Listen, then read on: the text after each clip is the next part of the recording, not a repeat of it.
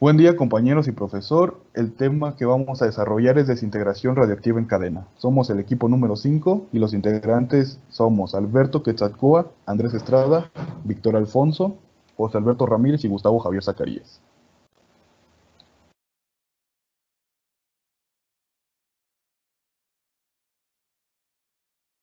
La radioactividad es un fenómeno físico por el cual los núcleos de algunos elementos químicos que son inestables son capaces de transformarse o decaer espontáneamente en núcleos atómicos de otros elementos más estables. Esta propiedad, característica de los isótopos inestables, es útil para estimar la edad de variedad de muestras naturales como rocas y materia orgánica. Esto es posible siempre y cuando se conozca el ritmo de desintegración de determinado isótopo en relación a los que ya han decaído.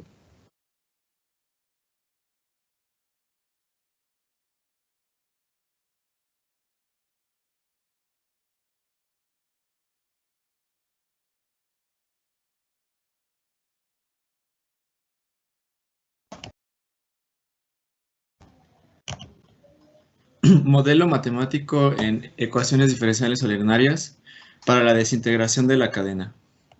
Diferencial de A sobre diferencial de tiempo, alfa de A, o diferencial de A sobre diferencial de tiempo igual a una constante por A. Masa m de t, que va a representar la masa del elemento radiactivo, y K, la constante de desintegración del elemento. dm sobre diferencial de tiempo igual a la menos constante de m. La constante radiactiva o constante de desintegración alfa es un coeficiente de proporcionalidad que relaciona los átomos que desaparecen en un tiempo t, de menos dn, con los átomos iniciales de NO, para cada núcleo radiactivo. Menos d de n igual a menos alfa de n de t. Alfa mide la probabilidad de transformación de un átomo en la unidad de tiempo. Cuando una sustancia se desintegra radiactivamente, por lo general no solo se transmuta en una sustancia estable, sino que la primera sustancia se desintegra, formando otra sustancia radiactiva, y esta a su vez, al decaer, forma una tercera sustancia, siendo K1 y K2 las constantes de desintegración de M de A, M de B y M de C en un elemento estable. Supongamos también que M de A de T, M de B de T y M de C de T representan las cantidades de los elementos M de A, M de B y MC que quedan en cualquier instante.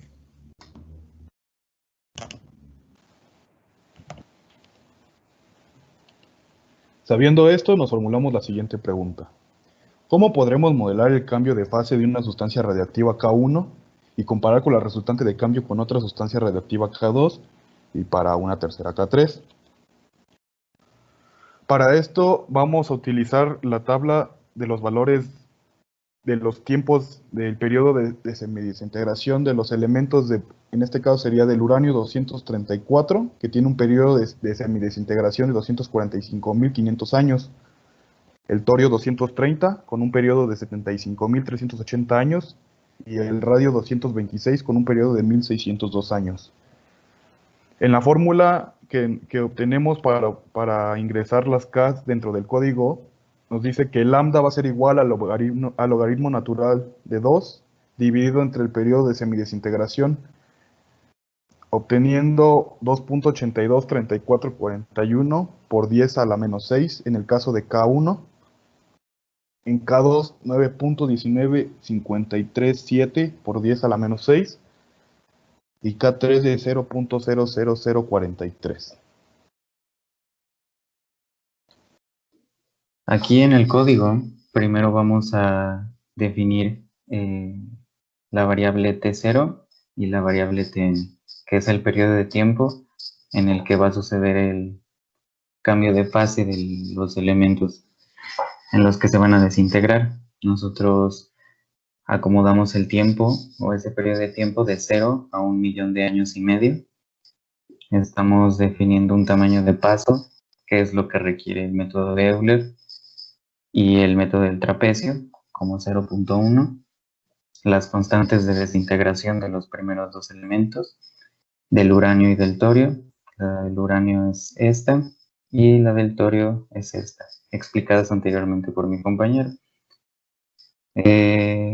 Seguimos en el código y estamos generando los espacios para las variables y y z, respectivamente para el método de Euler, la y el método del trapecio, la z. Estamos definiendo 1 kilogramo de sustancia radiactiva o de elemento radiactivo en un inicio para los dos casos, y de ahí vamos a empezar a iterar en el tiempo para que se vaya graficando.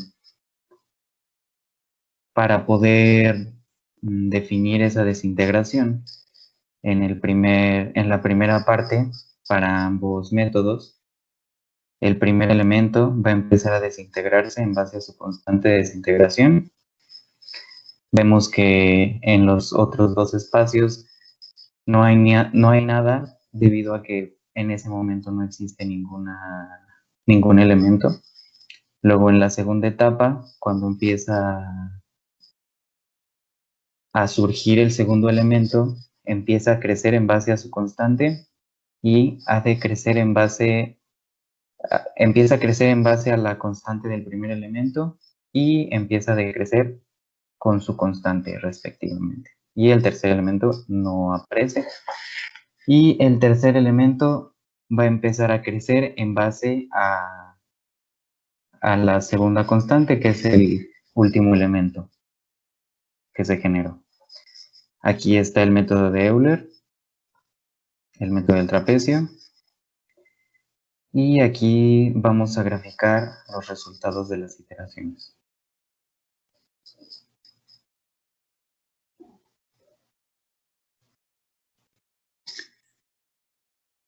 Después, respondiendo a nuestra pregunta, si podemos modelar el cambio de fase para una K3, nos vamos a basar en el proceso anterior del código mencionado con las primeras dos constantes, K1 y K2, y simplemente vamos a sustituir esas constantes. Vamos a dejar la K2 como nuestra K1 y nuestra K3 como la nueva K2.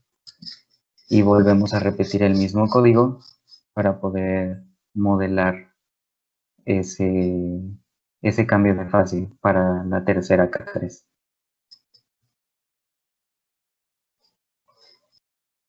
Ahora veremos dos tablas que describen los procesos de desintegración radioactiva. Primera tabla representa cómo el uranio cambia hasta volverse torio, y eso pasa en un alrededor de 1.5 millones de años. Pero podemos observar que hay una línea verde que representa un elemento de transición que no es ni torio ni es uranio, pero al final desaparece para dar pie a un torio en su totalidad. En la segunda podemos ver cómo el torio cambia y decrece hasta convertirse en radio, un radio 236. Este evento pasa en un lapso de tiempo mucho menor, por lo tanto casi no podemos observar el elemento intermedio, pero sí podemos observar cómo termina convirtiéndose en su totalidad en un nuevo elemento. Respondiendo a la pregunta de cómo podremos modelar el cambio de fase de una sustancia radiactiva K1 y comparar con la resultante de cambio de una sustancia radiactiva K2 y para K3, la forma de representar o modelar lo que estamos preguntando, lo que nos estamos cuestionando, es la siguiente, donde podemos ver las comparativas de las dos gráficas para lo que sería cómo actúa en K1 y K2 y cómo actúan con K2 y con K3. Espero que les haya gustado. Muchísimas gracias.